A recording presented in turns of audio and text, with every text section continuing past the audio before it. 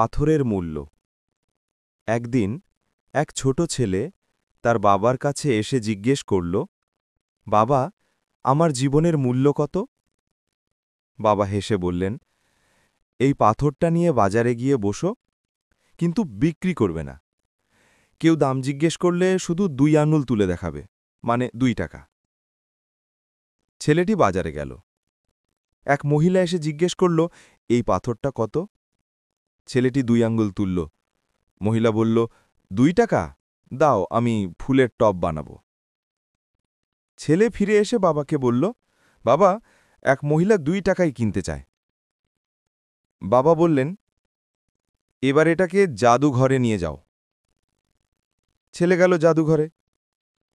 সেখানে এক সংগ্রাহক বলল, ওহ, এটা তো অনেক পুরনো রত্ন পাথর, 2000 টাকা দেব।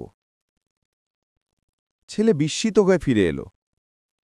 বাবা হাসলেন, দেখো ছেলে, পাথরটা আগের মতোই আছে, শুধু জায়গা আর মানুষ বদলেছে। তোমার মূল্যও ঠিক তেমন। তুমি কার সামনে নিজেকে উপস্থাপন করছো, সেটাই নির্ধারণ করে তুমি কতটা মূল্যবান।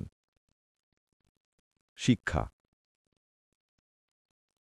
নিজের মূল্য নিজেই নির্ধারণ করতে হয়। সঠিক জায়গায় সঠিক মানুষের কাছে নিজের মেধা ও যোগ্যতা প্রকাশ করতে শিখো। তাহলেই জীবনে সত্যিকারের মর্যাদা পাবে।